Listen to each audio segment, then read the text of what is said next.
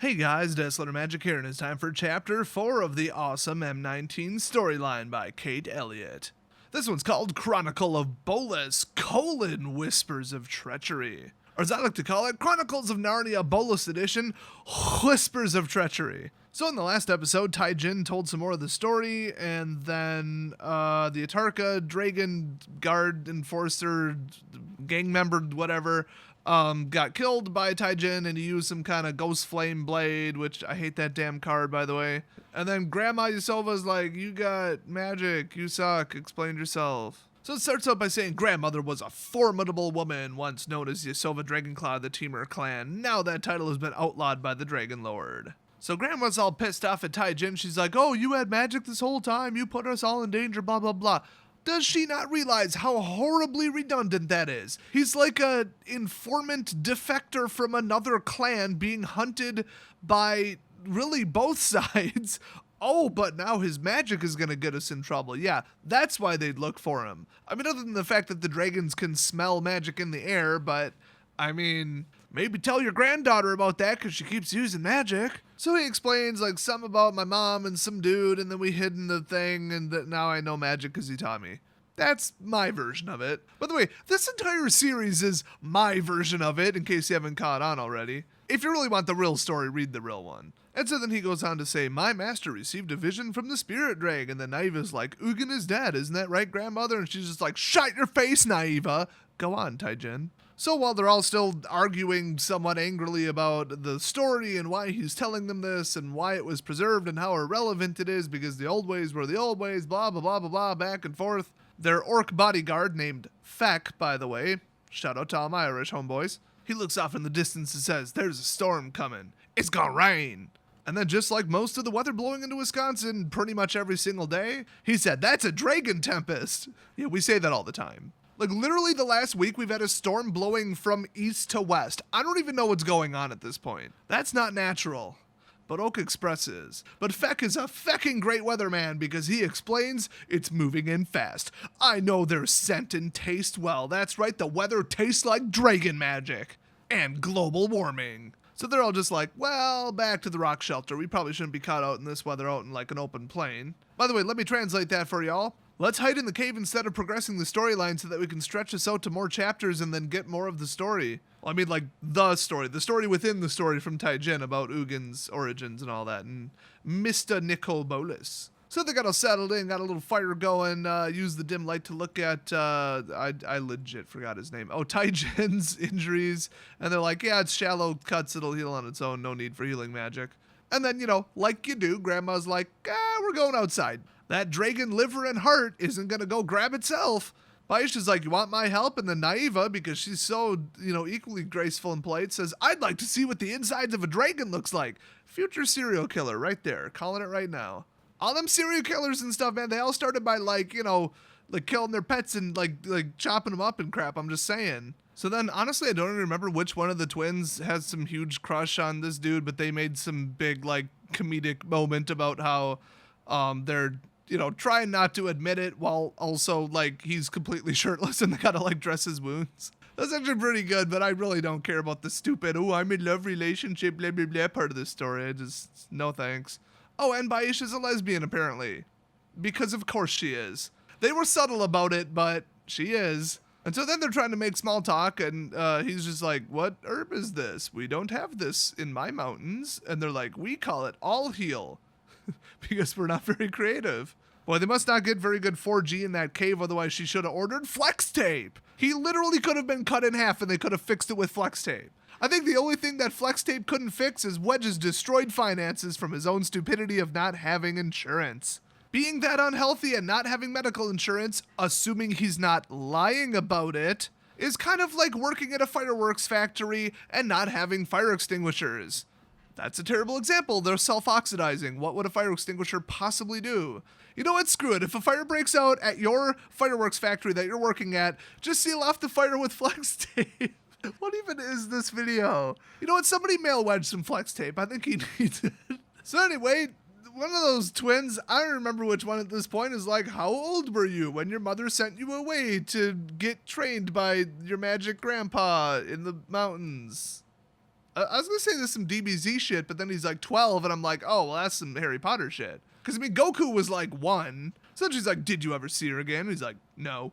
And then she just bluntly asks, do you miss her? You know, because that's polite small talk. I guess after Narset, now we've got our second autistic MTG character, because no reasonable person would ask that. In fact, his grave expression made her wish she had asked him a question that got him to smile instead. Okay, she has some social aptitude. Of course I miss her. She is an educated, accomplished woman. Oh, that's some SJW bullshit that they put in there. As I said, she is one of the few scribes who served Shu Yun to survive the fall. She always knew her duty was to send me into the wilderness. What of you? Actually, I'm wondering that too. Basically, he's asking, like, your grandma's here, but where's your mom at?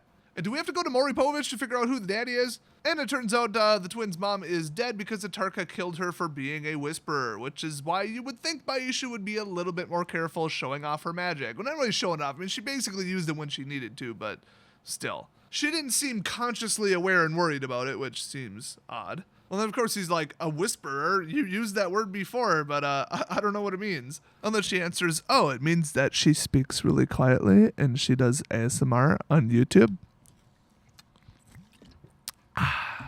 That was a 20-ounce bottle of Diet Sundrop that I was drinking and trying not to laugh into the mic and blow your headphones clear off your head like I did the last 3 takes. And then she tells Taijin, don't forget to like and subscribe. Don't bother with that notification bell because she is dead, but the channel is still online if you want to take a look. Just kidding, she said she means she's a shaman, like your people have. If they know the word shaman, why don't they just say shaman? Why does it have to be a whisperer? So, since they're both magic users, they get to talking about, their training, their experiences, and their backgrounds and all that cool stuff. And then Taijin gains 150 XP from it. He then levels up and respecs as a necromancer. So then eventually they're just like, okay, we're all here and we're bored. Tell us more of the story. Oh, by the way, in the last episode of the sub-story of the story, Ugin and Nicobolus, they went over to where, I forgot, one of the dragons on one of the cards said, oh, don't go near these people, they're dragon hunters. And it turns out, yeah, they are. So they fired these huge ballistas at him, and one of them clipped, I believe it was Ugin's leg.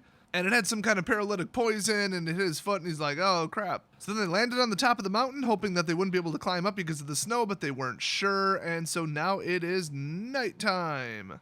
And they're like, okay, I can see why there are dragon skulls on the tops of some of their buildings. And so they figured out the overall strategy, which I'm sure will help them later. I'm not really sure how they could get around it, but at least they know how they work. They said, okay, they just hit them once. They don't have to kill them. It doesn't have to be like a shot to the heart. They just have to hit them somewhere and then follow them to where they eventually land. Because remember, Ugin was immediately not able to fly.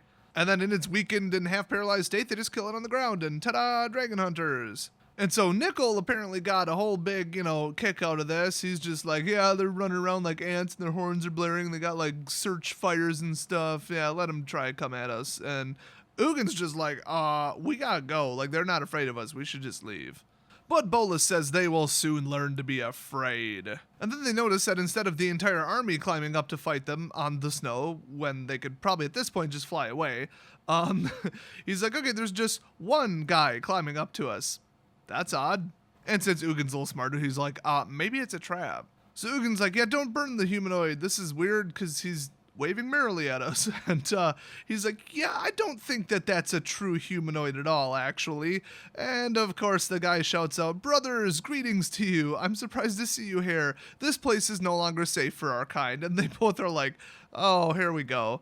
Chromium rule. The one where on the card he can turn into a 1/1 humanoid with hexproof. Or human, not humanoid, human. Oh, and get this, the story's going to a bit of a weird place. Oh, just a little bit, because Nickel asks, how did you do that? Do what? Asked the biped, who appeared outwardly as a pregnant human, except for the way his eyes shone like sapphires, refulgent with the dragon's power. Never heard that word before. I mean, a male dragon that likes to turn into pregnant human women. Who am I to judge? Desolator frickin' magic, that's who. What kind of creepy pervy crap is this?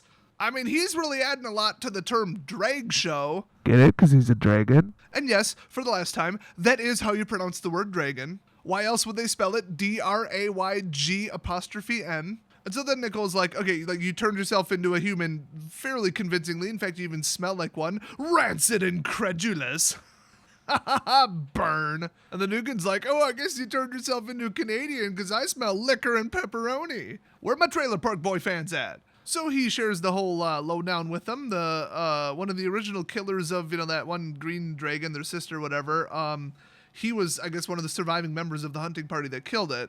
So he sits on an epic throne made out of the bones of her corpse, which that's metal as hell. And he says, okay, anybody else who kills a dragon, you could join yourself under my heirs. I don't know if it's like a giveaway or like a shared thing, but basically the ones who may hope to rule as chief after he dies is the way they explain it.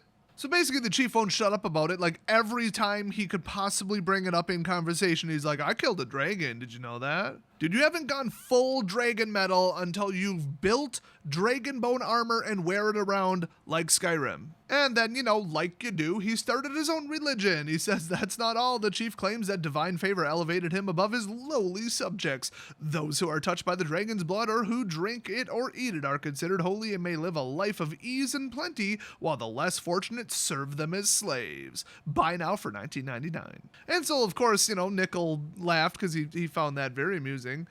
He says, those who are strong or clever enough will stand atop those who are weak and stupid. Well, these are the first humans I have seen who have not disgusted me with their feebleness in unctuous groveling. And Ugin gets pissed. He's like, Nickel, how can you speak so approvingly of people who murdered our sister? I thought you returned her to avenge her death. And then he's like, oh, revenge? Oh, is that what you want now, Ugin? Because I thought you favored tedious bouts of meditation and Arcade's bland dominion. And then Ugin's like, I told you back in Arcade's town, I run 2 subreddits, one about dragon memes and the other one about cooking advice, and it's very important and I have a lot of subscribers. So finally Nicole's like, okay, Brother Rule, what do you want us to do? Now that you've walked among them and studied them, what's your plan? And he says, well, I intend to consult with Arcades. But he doesn't leave it at that. He says, my recommendation is that we destroy the chief, his heirs, and his acolytes, burn all the temples, and salt the fields. By the way, if you put salt, like plants don't grow. By the way, don't buy weed killer. Just go boil some salt water and then pour it on your, the cracks in your driveway. It'll kill everything. Well, that is everything except for your crippling depression from looking at too many dragon memes. But he does admit that they will need the cooperation of their siblings and cousins to manage it. Nah, you look like a human. Walk in, set some C4 chargers, and hit that detonator. Okay, or more realistically, just poison them.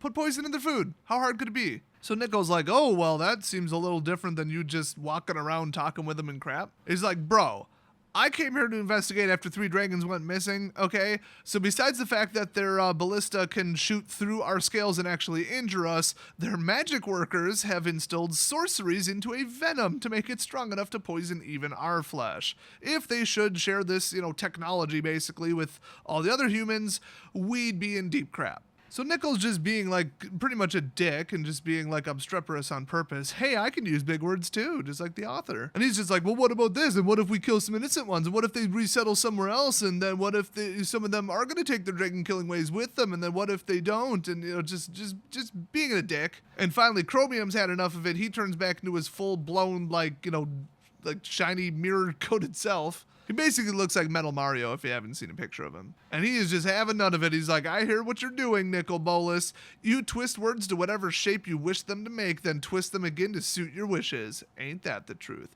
You are the least of us, last fallen, not even a whole dragon, but only half of one. Bound as you are to Ugin. Do not ever attempt to challenge me or I will regret it. Or no, you will regret it.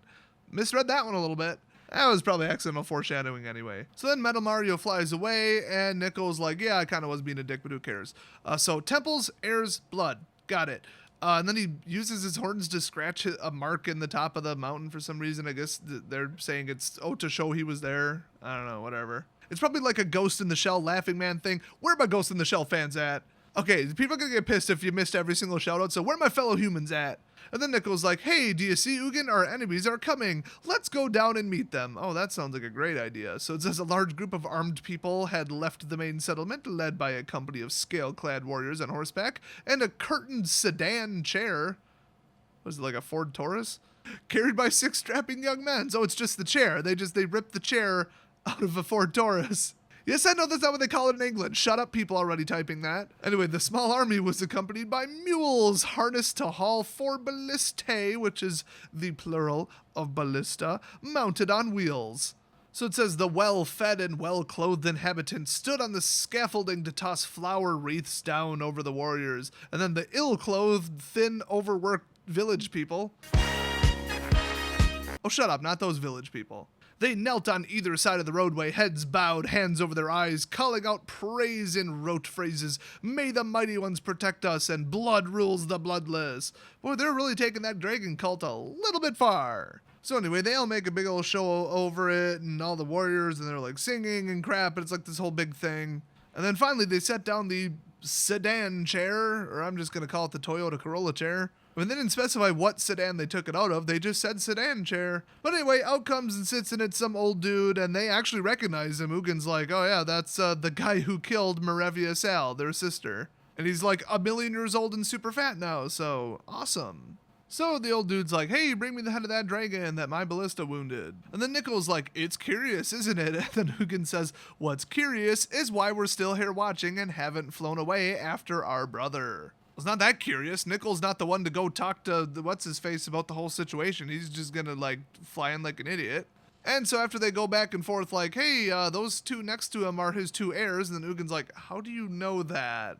I suspect he's already using some mind magic, by the way. They kind of hinted at it. And then he's like, okay, well, there's 2 more heirs, so, I mean, this is gonna be easy, because there's 3 of them right there.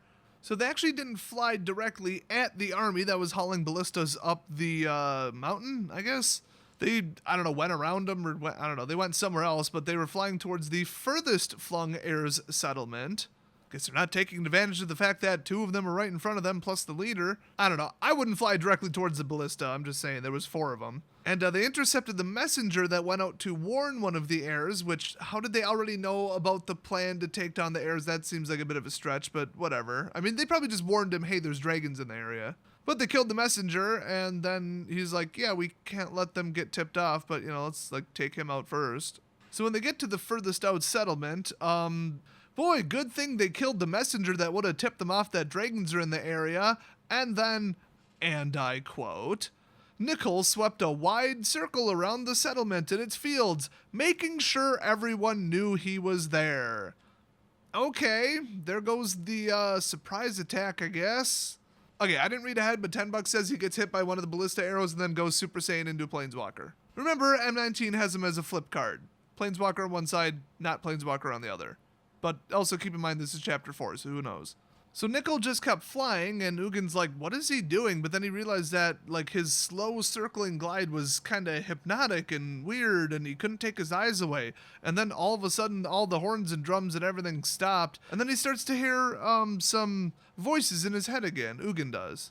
Now, because I knew where this was going, I cut this out purposely, but earlier, when they were on top of the mountain, all of a sudden, Ugin heard in his head, she is younger than you and the chief likes her better because he thinks she's bolder and braver. She intends to outlast you and you have you throttled when he dies. He doesn't trust you and never has. He considers you an upstart, unworthy, fickle, and he'll have one of his spies stab you in the back the moment he sees an opportunity.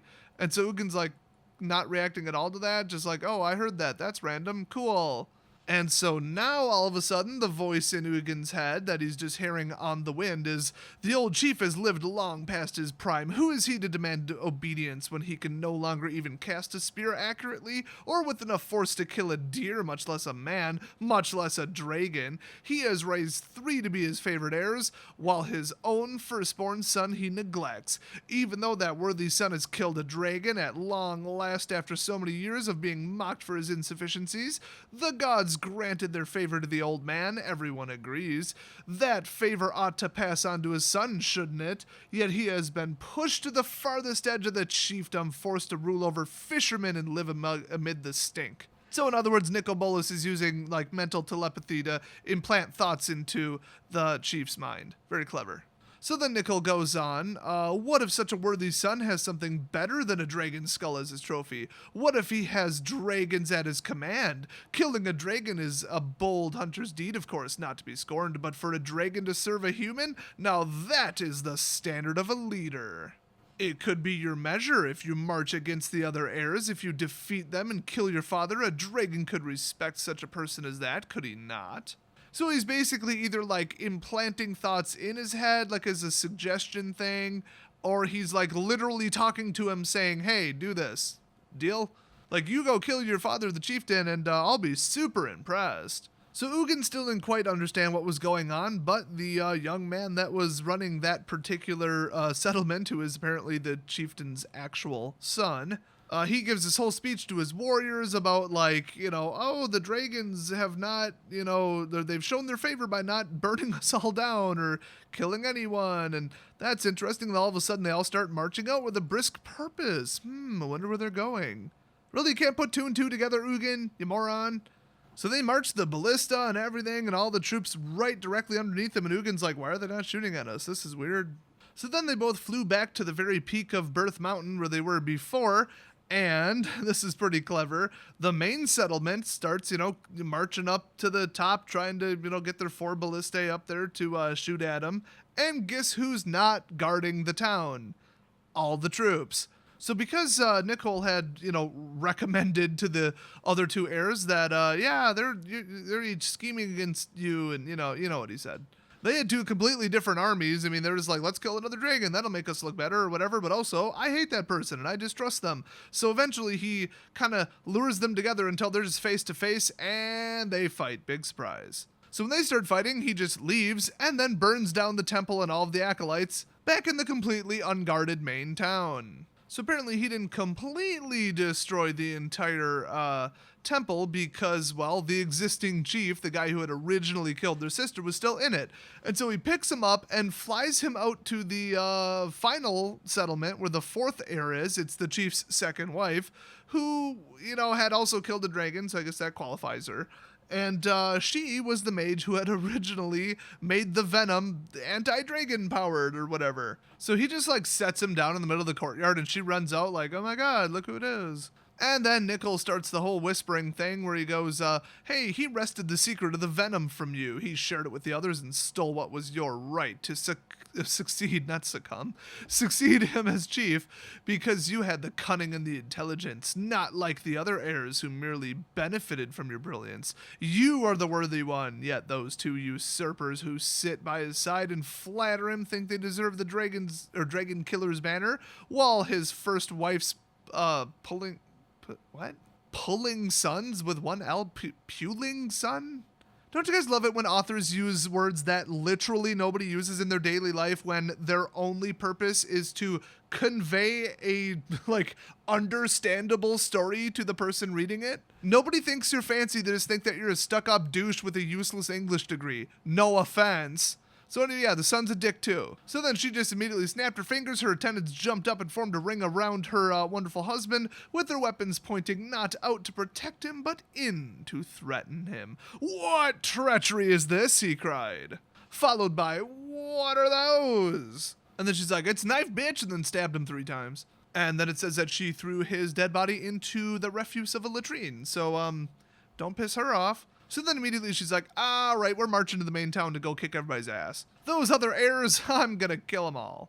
So then there's a direct quote from Ugin, because remember, he's the one who like wrote this story. He says, you, my Jeskai students, have not heard of the Dragon Killer's War. It happened a long time ago and in a place unknown to you. No one wrote its history because writing did not yet exist. Okay, there's like 9,001 problems with that. I'm not gonna point them all out, but let me just correct that. Writing did exist.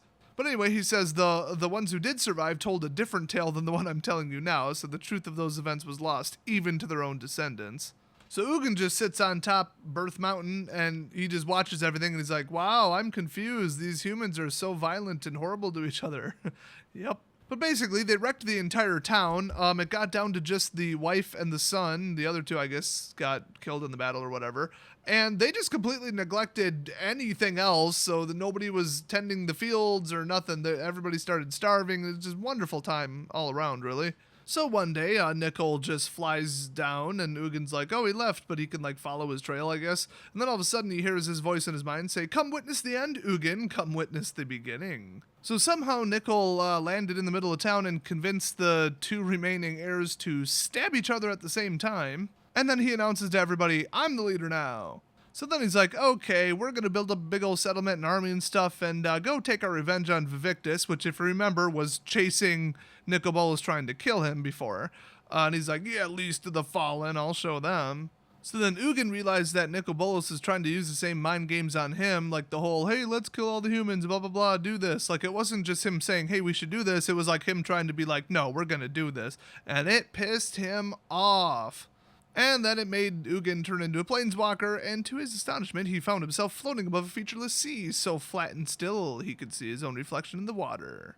Apparently, he was in the space between planes, which is not at all how they described it. Really still water that he could see himself in a reflection? Nah, it's not what I heard the last story, but okay. So then he's like, oh, this must have been where Tajuki told me about, you know, the space between planes, and nobody could physically go there. Oh, but here I am. Neat. And then it says, when he woke again in his body, he stood there, awake, afresh, alive, on Tarkir. Were they not on Tarkir this entire time? I just kind of assumed, since that's where the story was being told. Oh my gosh, I think they weren't on Tarkir. Well, Ugin's on Tarkir now. I know that he fought Bolus in the history that we know of on Tarkir. So then Taijin basically stops the story because there's booming thunder overhead because, you know, Dragon Tempest. And then naturally, because this isn't cliche enough, Naiva said, and then what happened? And then Grandma's like, no, seriously though, go on with the story. And he just shakes his head and said, that's all I know. The scroll I memorized ends there. So then naturally, even though Grandma's apparently way too smart, she's like, oh yeah, so we must be being called to Ugin's grave to finish the story, even though they've established that Ugin's dead, even though in the storyline he's not dead. But I don't know, where's Sarkhan in all this?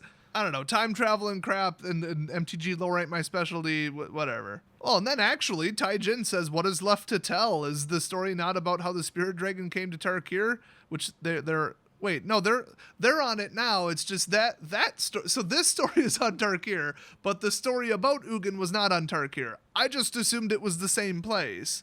And then he says, 18 years ago, which I believe they had established that earlier in the story, I witnessed a battle in the sky that ended with the death of Ugin. That battle ended the Tarkir I know. Hashtag make Tarkir great again. Don't actually type that. 100% of hashtags are considered links and have links disabled, so they're automatically marked as spam until I unspam them. So anyway, the battle set all clans on a new path, a new beginning. There was another dragon in the storm that day. Oh, really? I'm trying to think who that would actually be. And then someone, and I do literally mean someone because I don't specify who, replies, well, there must have been many dragons because the tempests birth dragons, and apparently dragons fighting causes a tempest. So getting in a fist fight with another dragon causes dragon babies. Okay. And he corrects them, no, this was no Tempest-born dragon. The dragon vanished in a flash of golden light like a second sun. You shut the hell up about a second sun. It did not fly away. It was simply there and not there. Okay, that brings up a whole bunch of questions. Was that the original dragon that birthed them, or was it like a time-traveling spy dragon? Was it Sarkhan in dragon form? I don't know of any other golden dragons. Was it one of their siblings that also became a planeswalker and planeswalked there from the other unknown plane? But then again, I'm pretty sure that Nicobolus is primarily like gold colored, I guess, kind of like he uses gold colored magic or whatever. And I think when he planeswalks away, it's gold, I think. So maybe they meant to frame it like, oh, there was the death of Ugin and a storm, but there was a second dragon in the storm, and it was Nicobolus.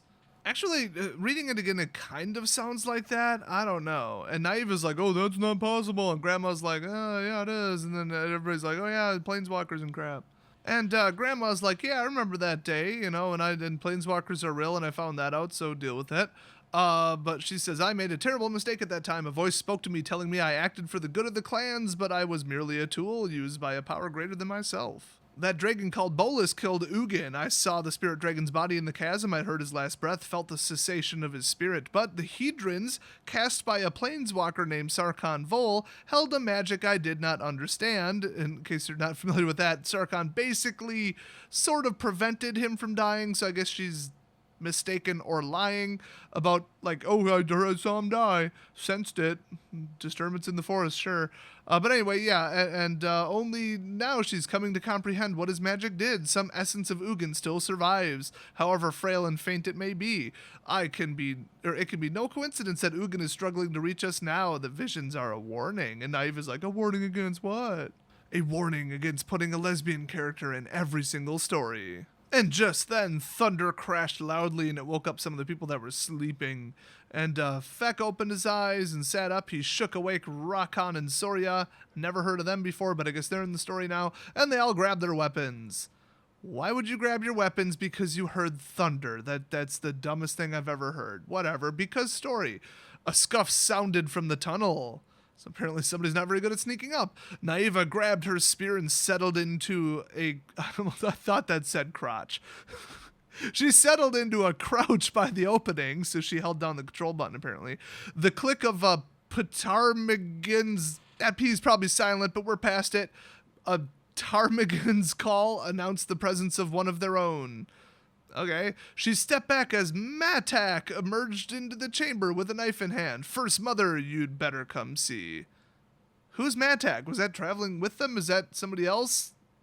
What's going on? This ain't even just a cliffhanger for the next chapter. I legitimately don't know what the hell's going on, but okay. See y'all next chapter, apparently. Hey, by the way, if you like this video, destroy that like button and hit the subscribe button if you don't want to miss the future stories, because I'm going to have another one coming up pretty soon, because I'm pretty sure it's already live on the website. Also, I just got a hold of some Commander 2018 spoilers, so I will see you guys next video.